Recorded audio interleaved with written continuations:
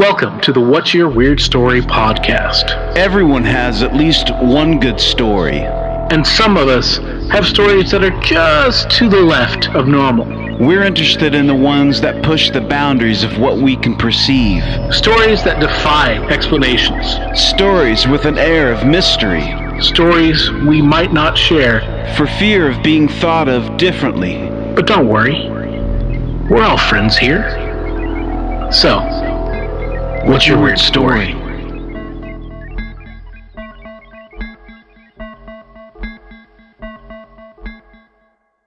Hello, Weirdsville. Welcome to the What's Your Weird Story podcast. This is your co-host, Barry Johnston. With me, as always, my best friend, the better half of this podcast, Mr. Adam Beebe. Well, I don't know about all that, but I do appreciate the introduction. Thank you very much, Barry. How are you doing, I'm good. I'm doing good. I think your wife would maybe have words with you about calling me your better half. She's certainly the better half of this deal. That's for damn sure. We're doing good, man. Getting a lot of TV time in, of course, that continues. But, yeah, everything's good. Everything's sort of, as normal as it can be. We've sort of normalized the weird around this house anyway. So how about you? Mm-hmm. Man, same old, man. Just keeping up, keep on keeping on, just doing basically the same routine since my work allows me to continue to work as normal and function as normal during this time, with taking more chances or less chances with infection. So I'm more precautious, masks and gloves and covering up and all that stuff. But other than that, man, I mean, it's been pretty much the same going for me all around. So I'm doing all right, man. I finally got out of my art funk. So I've been doing a little drawing, a little painting. Good. That had been affecting me for the better part of the year, to be honest with you. Sometimes just not feeling motivated, or not feeling like you're not up to snuff, or what? Well, it's a combination of things. It's kind of like, I guess it'd be like writer's block, where you can write, right? But for some reason you can't make yourself do it, or if you're getting up to it, but then you can't perform, right? So in a way, it's an impotence in that aspect of it. Right.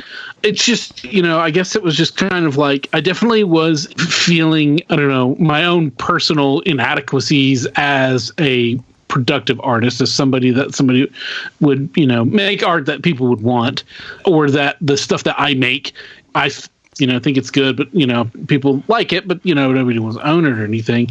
But I guess I kind of had to just make myself do something to remind myself that I don't do this. I'm an artist because I was born an artist. I draw and I paint and I do this stuff because it's in me to do it, and I do it for myself. And that's the main thing of it. Right. That's the main part of it, is that this is what I identify as. This is part of me. This is who I am. And it's just kind of like, I don't know. I don't want to say that I lost touch with myself per se, but it was just that I was just struggling with, maybe I was struggling with identity. Maybe I was struggling with meaning and purpose and all that stuff in life. And of course it didn't help that here I am during this time of everybody's got a big major crisis going on. And then I have my own personal little crisis, which I guess not to negate my own personal struggles, but in the grand scheme of things. Yeah. Well, I think inspiration's a lot of it. When it comes to art, it's like you hear that term being thrown around a lot, this is inspired. This is an inspired piece, or even with music, it's like that. It's like, when it comes to writer's block, it's a weird thing because it's not like you're not creating. A lot of times you're creating, even if you're not physically creating, you're doing it in other ways. I know that that's like that with songwriting. Like a lot of times I'll just put the guitar down for a long time and not even want to pick it up.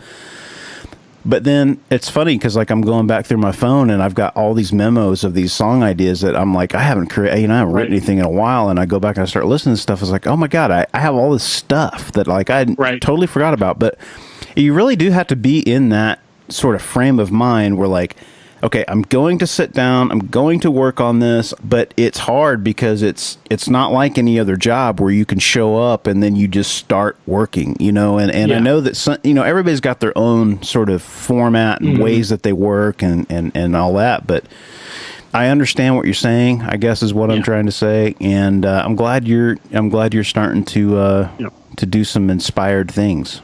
Yeah. Well, you know, it's there, you know, it's just doodles, it's sketching. It's just kind of getting back into the groove of it, but it's making myself do it. But, you know, in many ways, doing this podcast has really kind of filled that creative void, you know, and some of the other things that we've been working on has been, you know, filling that creative void. So that's good. You know, I'm aware enough now that, you know, like if I'm going through and I'm making, you know, I used to make mixtapes all the time. And I would do that when I wasn't necessarily being, you know, making 2D physical art. I would make these mixtapes, but because I put a lot of time and thought into it and, you know, and measure it out, you know, and like get the flow and all that stuff. And I crafted it. It was a craft and I feel like I was really good at it. So, so that was an expression, you know, and it's just like, this is an expression. So it's, you know, I guess I'm just kind of, I'm unplugging the, pipes, as it were. Right. So I need my pipes cleaned. You do. And hey, boom, boom. But you do need to kind of, sometimes I think you got to kind of, if it's not happening, just get out of the way of it. Yeah. You're going to continue amassing ideas and things like that. And at a certain point, it's going to spill out, you know? Yeah. Exactly. It's funny. I think Stephen King wrote a book about writing, and I haven't read it, and it's on my list of to-dos. But, you know, he and Bukowski even, too, talked about it a lot, too, about how treating it like work, where it's like, I'm going to sit down and I'm going to write so many words a day, you know? Mm-hmm. That's so hard to do. But these guys that are prolific, you know, that's inspiring to me. That you can just sort of do the thing, but to be prolific is one thing, but to have, you know, like Bob Pollard, I mean, the guy writes freaking 5 records a year. How does he do it? If not more. Yeah, it's like, how does he do that? But not only does he have the volume, he's got quality. You know, that's where talent comes in. You know, really is what it comes down to. Not everything is. It's not great. And also, not everything is great. Not everything is truly, like, exceptional. Not everything is a masterpiece. But not everything has to be. Right. And I think a lot of creative people have to understand that. They have to be okay with it. Because if you don't accept that things are okay to be flawed or, you know, not be a masterpiece, you're going to overwork something and you're going to take away from the actual beauty that is in that. Right. So, you got to get to that. Right. Sometimes the beauty is just putting it down onto the canvas or whatever. And it is what it is. You know, maybe it's not the polished gem that you would like it to be, but it's there. You know what I mean? Yeah. And it's like when you're dead and gone, that is a piece of you that is makes up the whole, you know? So that's a great way to look at it too. Yeah. You've got to learn how to accept good enough. True. That's very and that's true. That's not a, you know, shortcut. It's not a cop out. It's just like, I have to, this is good enough to where I can stop and let it go. And if it bugs me enough, I'll come back and work on it. You know, and musicians are, you know, are the same way with this. All writers and artists and creative types, you know, you got to let it get, you know, you got to be able to put it to the side, because if you keep staring at it, you're going to lose yourself in it. And you're going to suck the life out of it. Yeah. Yeah. You got to get out of its way. So, that's right. Yeah. True, man. True. So anyway. Speaking of getting out of our way. Let's get that out of the way. Yeah. And let's get on to our guests for today. How's that sound? Sounds great. Yeah, we've got our friend Julie. She contacted us. Man, she's got some really cool stories. Appreciate her coming on to the podcast. So let's get over to Julie. Julie, what's your weird story? Okay, well, I was in a a woman's homeless shelter in Pasadena, Texas. Didn't know anything about the building. I know it was a big building, and we only occupied like maybe less than 10%, and the rest of it was like abandoned, molded. They were going to eventually tear it down and rebuild, whatever. So I noticed something strange when I got scratched. I was laying in my bed. There was 3 other people in my room. I was laying there watching Netflix on my phone with my headphones on. I hadn't moved in about an hour, and all of a sudden my leg started stinging. So I pulled up my pant leg and pulled down my sock, and I had scratch marks like whelping up, like it just happened. Whoa. So I knew I've never been scratched before, but I am very much into the paranormal, so I watch a lot of Paranormal Files and stuff like that on YouTube. So I knew what happened. Right. I was like, so one of the advocates that I just felt really comfortable with talking to, I told her about it, and she said, well, this used to be a state-run nursing home. And I was like, oh. Wow. And then said after that, it was it belonged to this organization called Teen Challenge. Okay. Have you ever heard of Teen Challenge? Yes. Okay, well, yeah. So I've read so much stuff about Teen Challenge that it's obviously like an abusive program. Right. So, we talked about stuff that she had experienced because she would usually work like the graveyard shift, like 10 to 6. So she was telling me stuff, she seen an elderly man standing because they had a mirror on the wall that looked down the hallway. She said she would see an elderly man standing there. Sometimes the washing machines would just turn off by themselves, stuff like that. Wow. I started. Yeah. My mother would work there when it was a nursing home. So she would tell me some pretty odd stories, like this one guy that got into a fight with his girlfriend, and he went to jump on her car and she ran him over. So he was an invalid. Damn. Yeah. When he was in his early 40s. One story about she walked in, there was a mother and a daughter that were both living there, and the mother was the daughter was a double amputee on the leg, and she saw the mother doing some sexual stuff with the daughter's leg. Yeah. Oh, good gosh. Yeah. So I knew there was something in the building. Right. I started working in my restaurant. I'm a professional cook, and I was working a few nights. So when I would get back to the shelter about 11:30, all the other residents are asleep. Well, the lady who works, who was telling me all the stories and everything, asked me if I wanted to go explore the building with her. She had downloaded a ghost app on her phone, and I was like, absolutely. The first night we went, not a lot of stuff happened. We went into the chapel part, and every time we went into this chapel, I just got this heavy negative feeling. Like I didn't want to be in there at all. Right. I wanted to get out. And every time her little ghost app would say, angry, demon, devil, every time we went into the chapel, it wasn't just one time, because we went investigating 4 times. Every single time we went into the chapel, it would say that. Wow. I don't know how accurate ghost apps are, but I ended up downloading one. And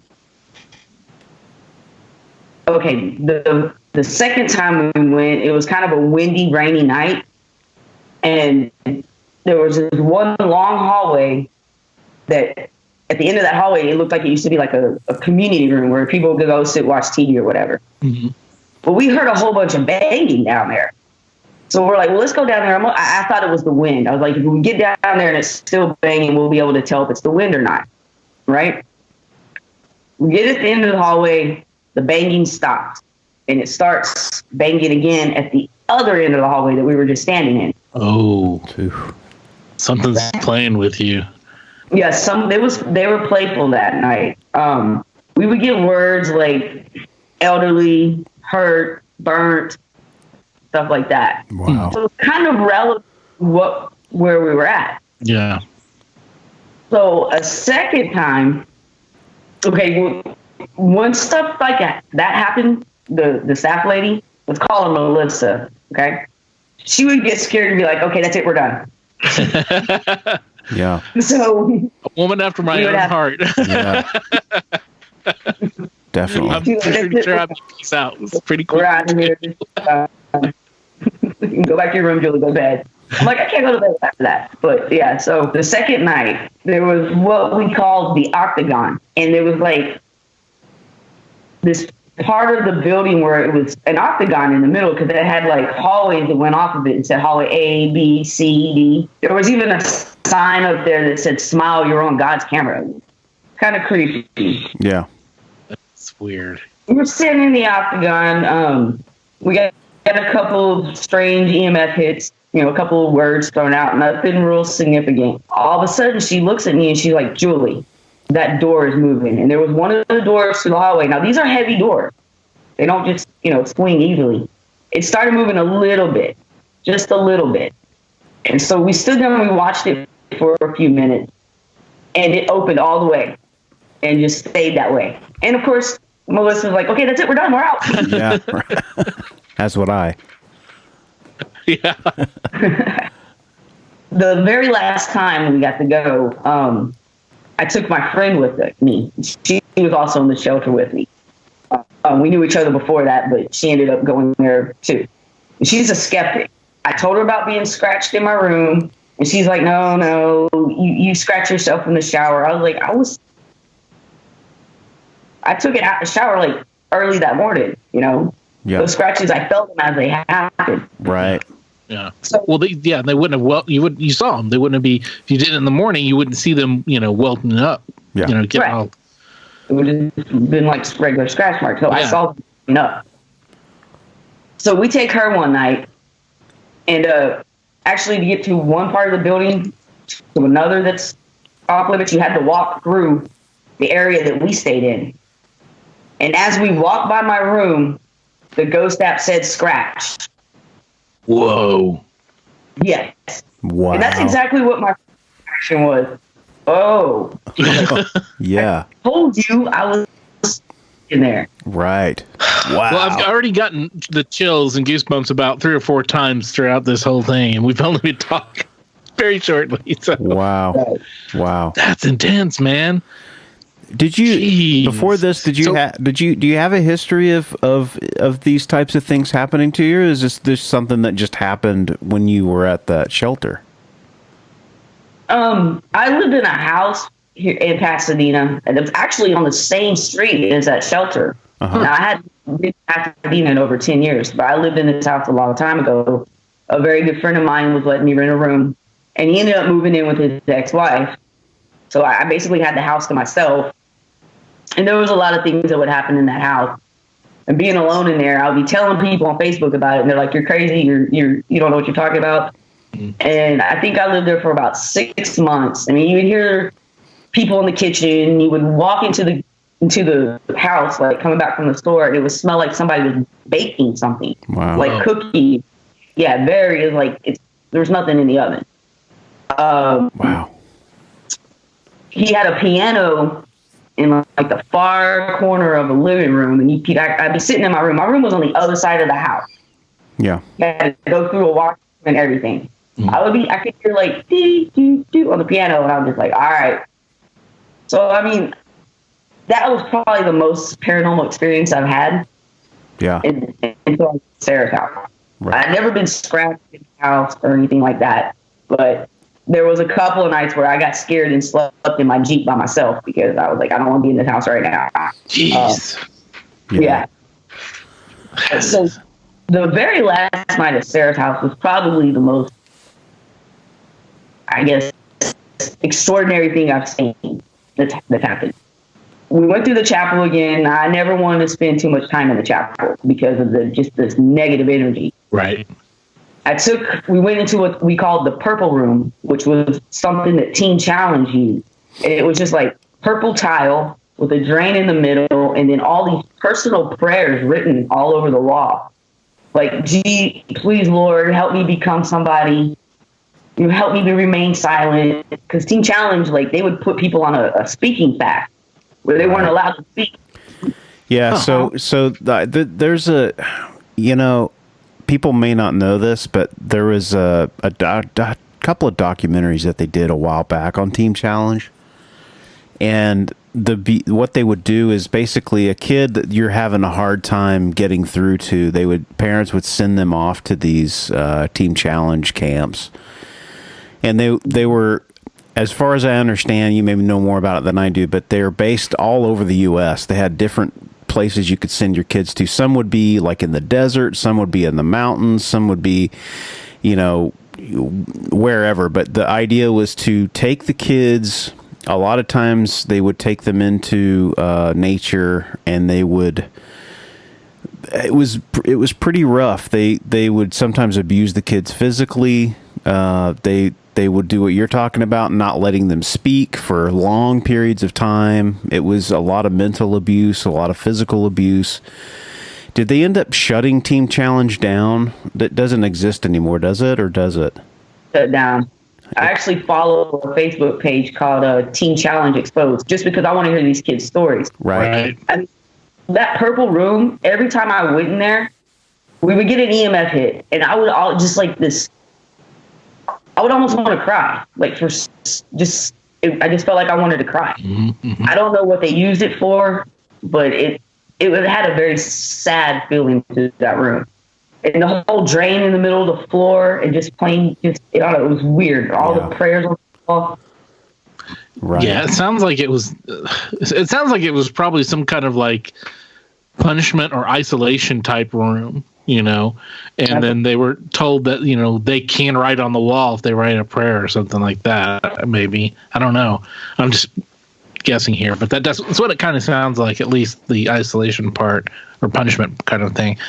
But God, yeah. So there's no wonder you felt like a sadness going in there, because it's probably like just so emotionally charged as just as a place. That's wow. Yeah, that is heavy.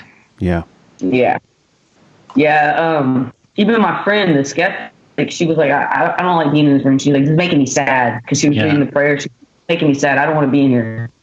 So again, where the community room used to be, where we heard all the banging and stuff, and then it went the other hallway.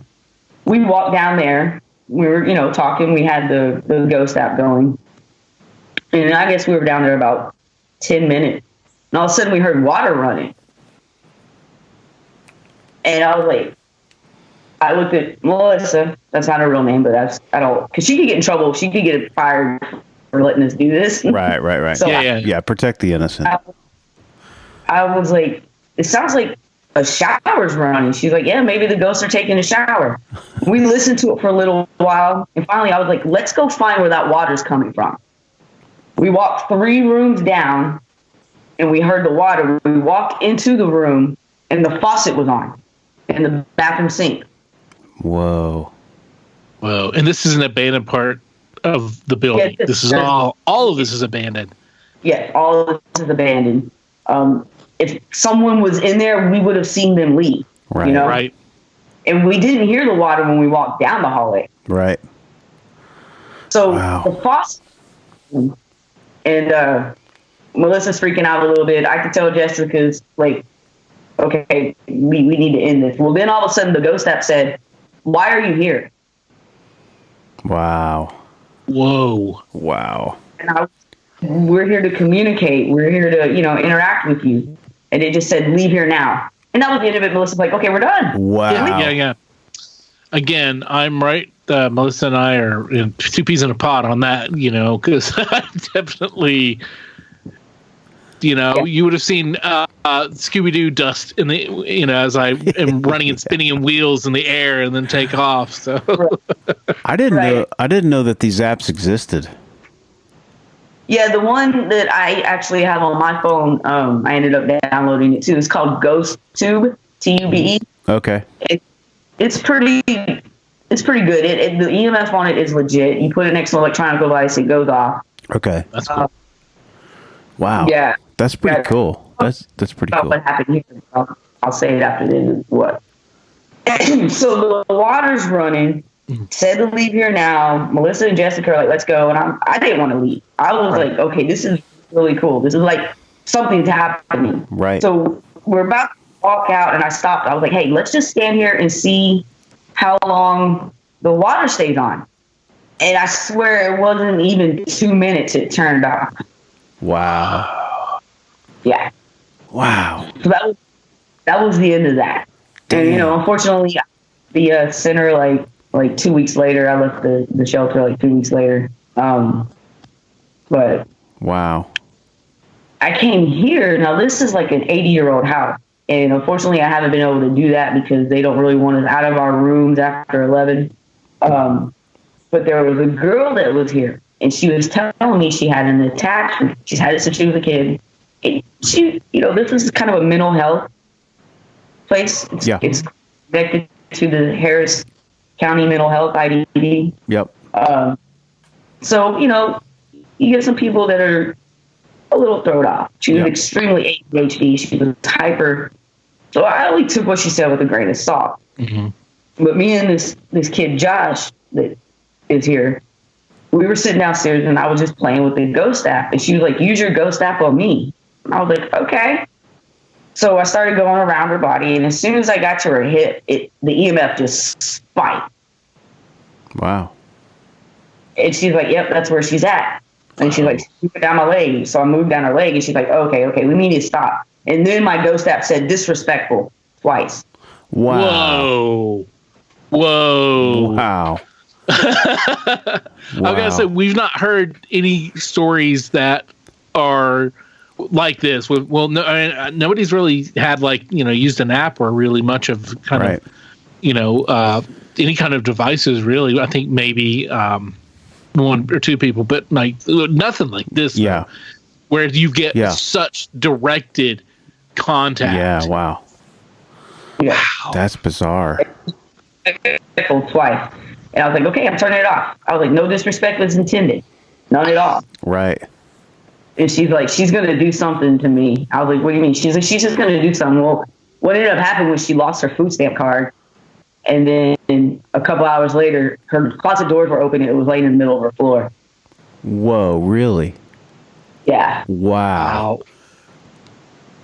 Dang. Yeah. It was interesting. That's crazy, man. She left here. She got a bed in a psych hospital. So. Yeah. Wow. That's crazy. You know, that's pretty heavy stuff. Yeah, for real. Yeah, I didn't mess with anything with her and that after that. I was like, no. Yeah, understandably so. Yeah, let it be. Yeah. Yeah, for real. Dang. That's crazy. Man, yeah, I've definitely. Go ahead. Go ahead, Bear. Go ahead. No, I was just going to say. I was just going to say how. This is the problem with using Skype sometimes. Yeah. Well, also with somebody that you're so familiar with, because we were both said. I was just going to say. Yeah. But yeah, somebody you've known for literally all your life. So you go ahead. Well, I was just saying that I've never had any of these types of experiences, so it's always cool to hear these people, like yourself, that you have this, these weird stories, because I've never experienced something like that. All I know is that I probably wouldn't be as cool and collected as you were when you're, kind of in the throes, and you seem to be very. Together and curious about this stuff, and it's. I think a lot of people wouldn't have that outlook. Yes, every time we went exploring the shelter in Pasadena, she would want to leave, and I'm like, "Come on, it's just this stuff is just not starting to get." Hell no! Hell no! Yeah. Not just no, but hell no. Wow. That one night when it was her and my friend Jessica, it said grab, and I was like, yes, grab us, scratch us. You already scratched me, push us. And they're like, us? No. Yeah, right. Push you, not me. Wow. I was like, okay, push me. Yeah, I'm not, it doesn't scare me. It definitely piques my interest a lot. Right. So if stuff starts happening, I don't get frightened. I want to check it out. Want to do more. Right. Yeah. Right. Wow. I'm curious as to, because it was abandoned, I wonder if the water was even like actually turned on in that part of the building, or if it's some kind of really freaky kind of show. Right. I thought about that too. Yeah. Yeah, that I don't know the answer to. I'm not sure. Like I said, they were going to tear that part of the building down. So. Right. I don't think the lady that was with me would know the answer to that, honestly. The staff member. Because we had plumbing issues on our side of the building. Like, some people's rooms, the toilet didn't work. I was fortunate enough to have a room where it did work. Right. Yeah, so we had plumbing issues on our end. Man.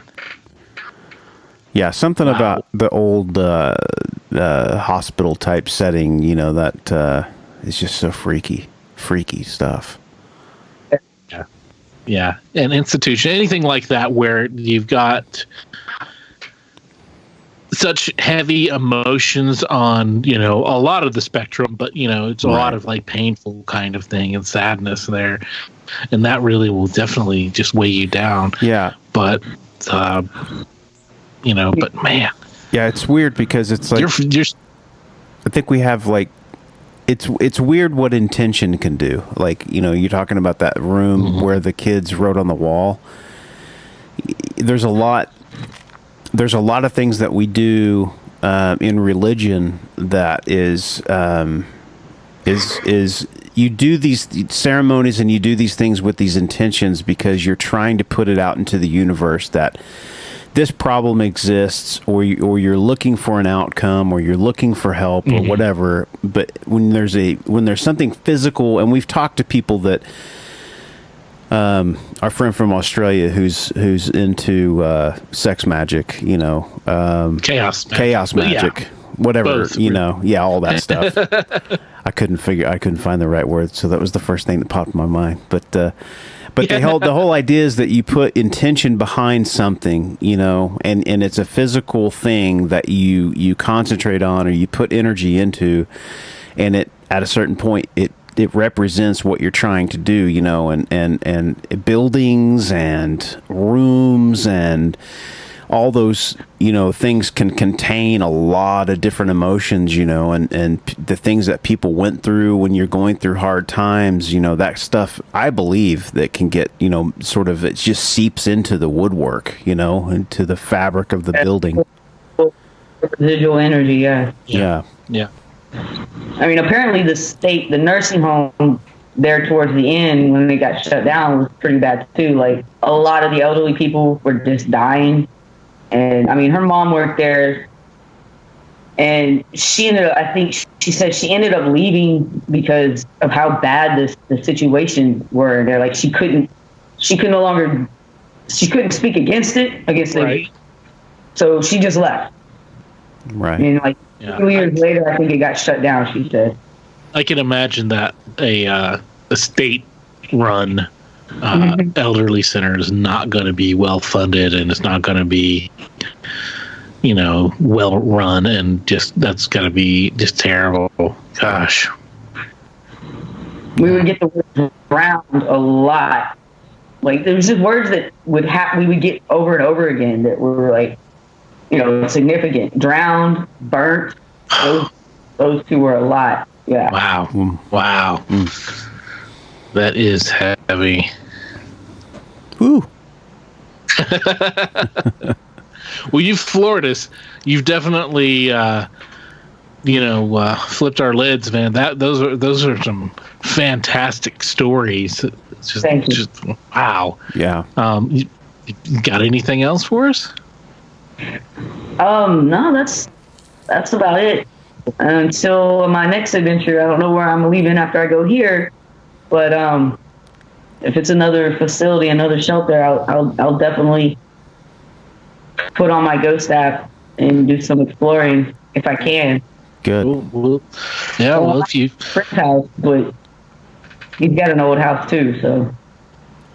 If you find, come back. and tell us Yeah, about it. if you find anything, come back and tell us. Absolutely, guys. Awesome. Well, Julie, thanks very much. It's been a pleasure talking to you, and those are fantastic stories. So, good luck on your journeys, and hopefully we'll talk to you soon. Absolutely.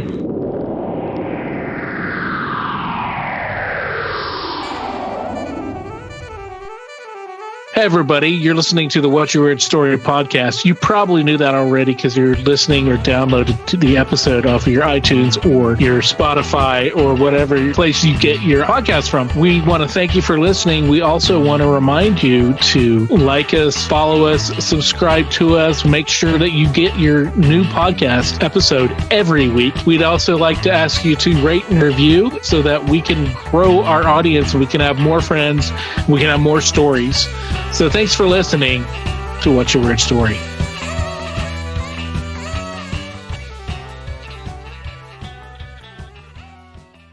Julie, thank you for coming on. It was great to have you. Great stories. It's interesting that she has the want to and the aspirations to want to go out and find out more about these things that we can't explain. Yeah. And just, that desire for investigation and contact, I guess. Right. Not everybody has that. I don't have that necessarily. Yep. I mean, I wouldn't turn it down. No, I'm good. I don't need to know the other side. Right. Off other worlds, biological things, but anything past living, I'm okay with. I don't know what's going to happen afterwards, but, Right. Find out. Right. I think it's cool, too, that she uses an app, and I just never realized that they had those types of things. I guess it makes sense. Yeah, it's one of those things where, like, why wouldn't there be apps? Right. Especially when it comes to recording. Although the microphones in these, in my iPhone is pretty good. It is really pretty good. But, the frequency response for these things aren't going to be quite what, like, a really high-end microphone would be. But, I guess if a ghost is trying to get in touch with you, it doesn't really matter. It'll figure it out. Yeah, unless you're like, the ghost is like Phil Spector. Right. See what I did there? Spectre, ghost. That was my pun. Unless your ghost is like, an audiophile ghost and, who wants to talk to one of those? Right. But, I mean, if something's trying to connect with you, if it can use electronic devices, then it can, why wouldn't it be able to use your phone? Right. And why wouldn't it be able to be picked up? And, and again, there's so many things that we don't pick up with our biological, information collecting, sensors or whatever. Why wouldn't this electronic one be able to do that? Yeah. So, yeah, that's true. That story about the teen challenge room that she found was, man, that was pretty freaky. Yeah, dude. And the scratches, man. Yeah. Right. I mean, that's just the scratch. Anytime I hear stories with scratches and stuff, and we haven't had too many people on here tell us about it, but like, that's scary. Yeah. That's real scary, especially if you just see them happening and welting up like that, dude. Yeah. That's just. Yeah. Anything physical. It's not good. Not good. Yeah. Cause that's breaking past the just, this is spooky. That's when it gets, this is scary. This could be really, really bad or something. I don't know, man. But yeah, for sure. Crazy stuff, man. Yeah, man. I wonder if out there, you listening, friends, if you've tried one of these ghost apps and it's worked, let us know. Give us a review or something. Give us a call. The hotline, which I'll remind you all is 513-909-9821. Or send us an email or a message on the social media stuff. Let us know, and if it worked or if it didn't, or what your opinion is. Because one of us has tried it. So yeah, I mean, it'd be cool to maybe get some info out there for some folks, that might be interested in doing something like that. Yeah.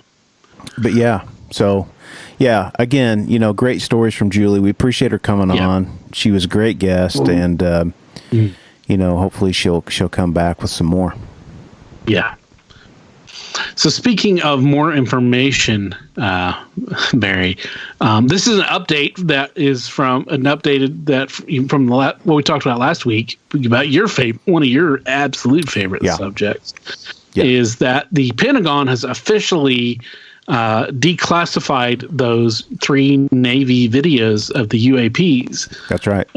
So, last week we had the Navy officially release them, and now the Pentagon has officially declassified them.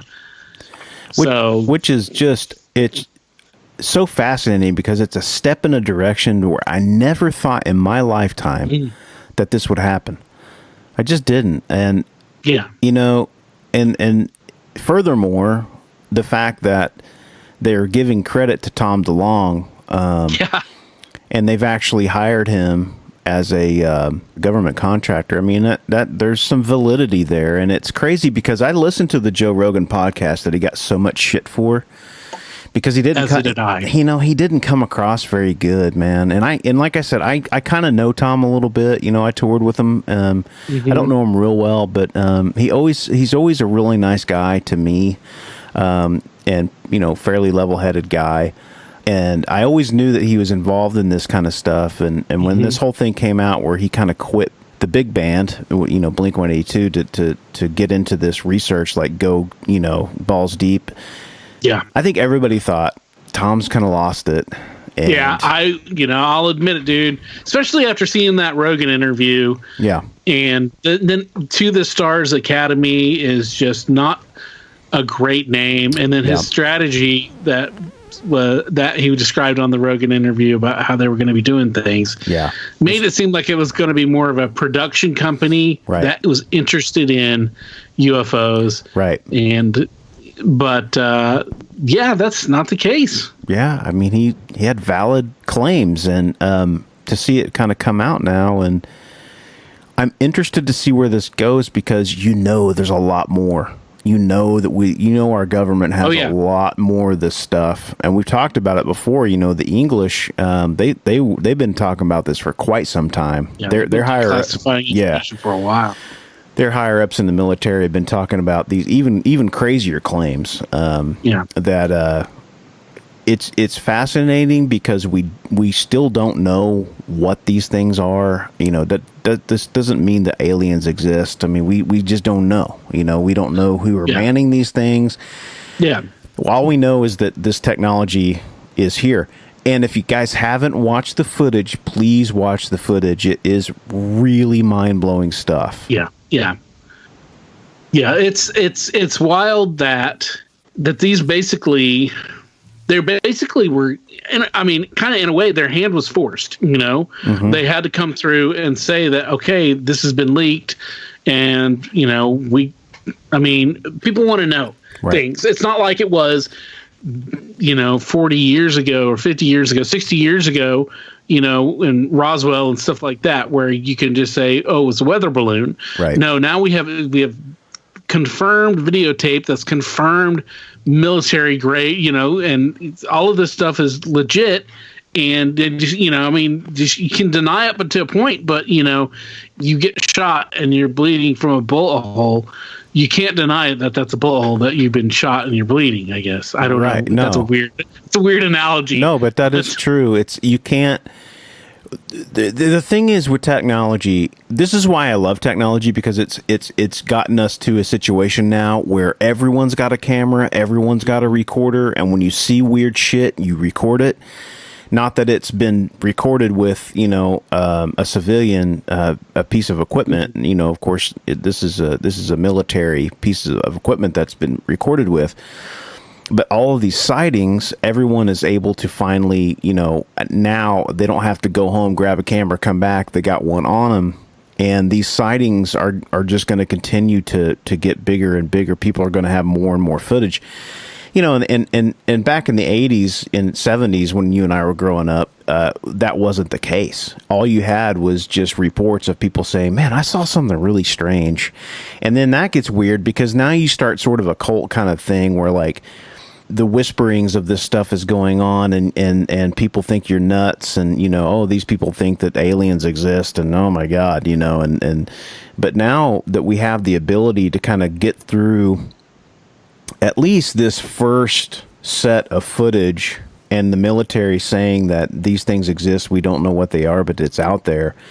Mm-hmm. It really does.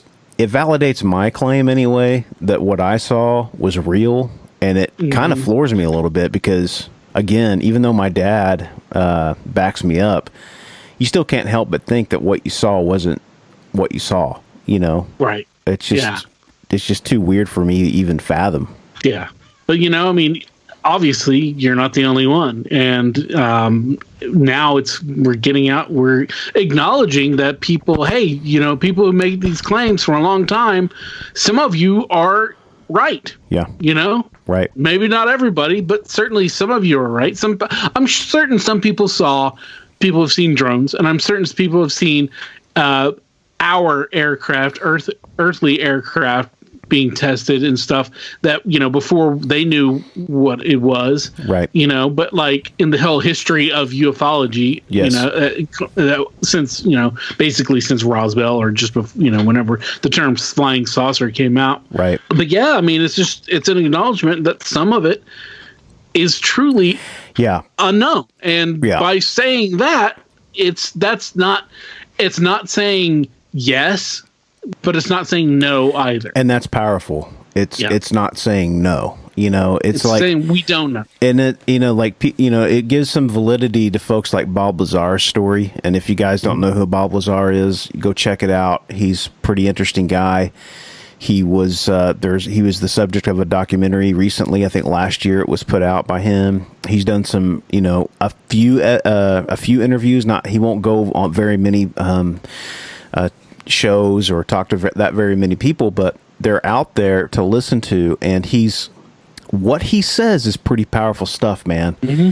And he talks about a molecule that was discovered at the time that he was there, and for years people thought he was nuts. This goes back to the late 80s when he was talking about this, and they just discovered this molecule in the last 10 year, 5 year, I don't know. It's pretty recent that they found this molecule that powers the mechanism in the UFO that it's the engine, if you will, and it's the thing that powers the engine, and it's a molecule that doesn't exist here on Earth, and we've since found it, and so it just gives more validity to what he was saying, and all the other stuff that we know out there.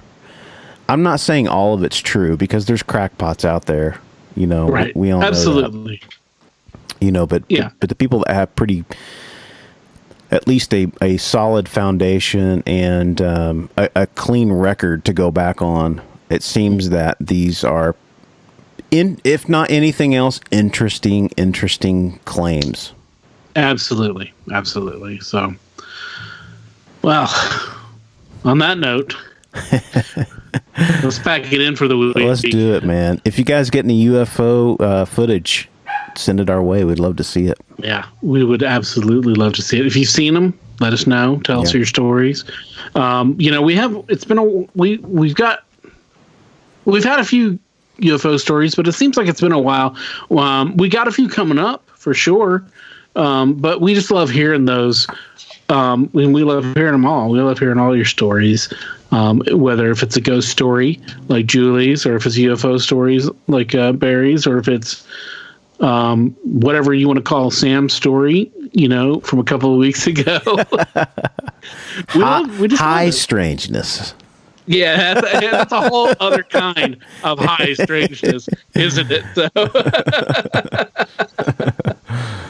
Cool. All right. Well, join us next week. We got some more creepy stuff, but we also have, in the middle of all the creepy, spooky stuff, there's also a UFO story that pops up too, and that's Brooke, who is calling it in from California.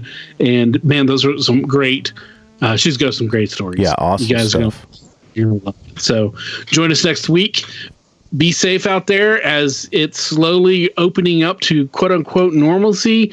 I urge you to still be very careful and, protect yourself, wash your hands, do all the things, social distance as much as you can, because we haven't beat this thing. It's still happening, but they're starting to, ease things so that we can start at least getting back to some kind of normalcy, but don't let your guard down just because that's happening. Be vigilant. We will get through all of this, and be safe. Be weird.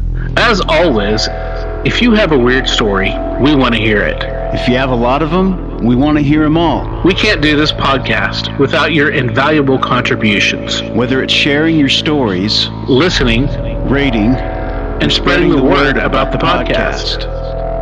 Thanks for listening. Till next time, be safe. Be weird.